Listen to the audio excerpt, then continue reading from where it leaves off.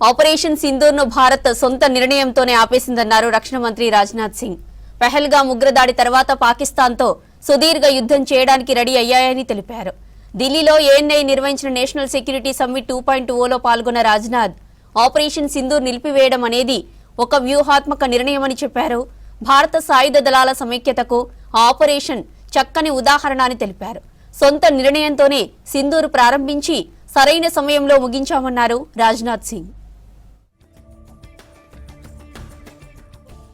जैसे ही पहलगाम में निर्दोष नागरिकों के ऊपर कायराना हमले की सूचना मिली, मैंने स्वयं चीफ ऑफ डिफेंस स्टाफ, तीनों सेक्रेटरी और जो डिफेंस सेक्रेटरी यहां मौजूद हैं डिफेंस सेक्रेटरी के साथ मीटिंग की।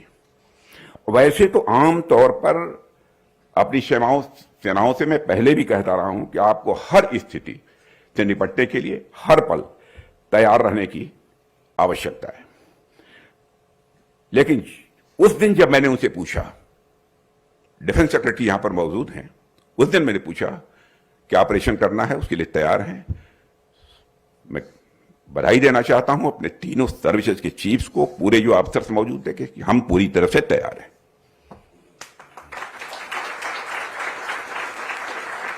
उसके बाद हम लोग प्रधानमंत्री जी के साथ बैठे, प्रधानमंत्री जी को सारी स्थिति की जानकारी दी गई और वही बात प्रधानमंत्री जी के सामने उन्होंने कहा और प्रधानमंत्री जी की अनुमति से उसके बाद फिर जो ऑपरेशन प्रारंभ हुआ उसकी आप सबको जानकारी है।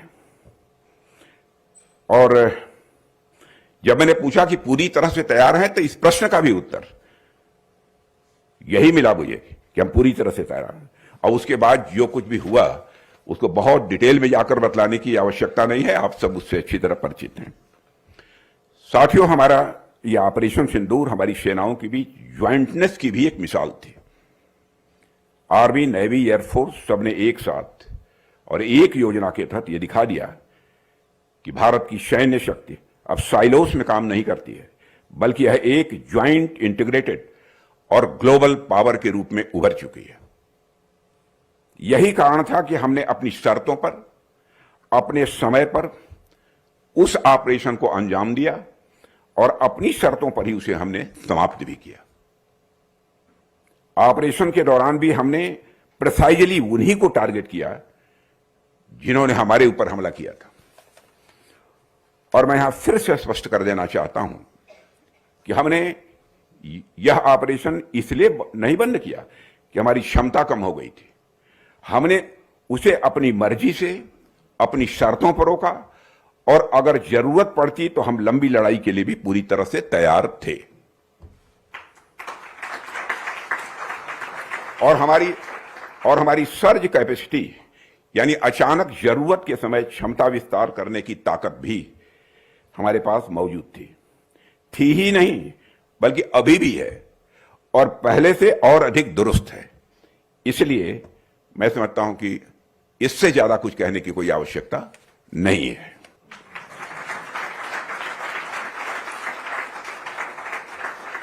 और मित्रों, हमारे मिलिट्री इंडस्ट्रियल कॉम्प्लेक्स ने भी समय समय पर यह साबित किया है कि वह केवल शांति काल की जरूरतों के लिए नहीं, युद्ध काल की तेज आपूर्ति के लिए भी वह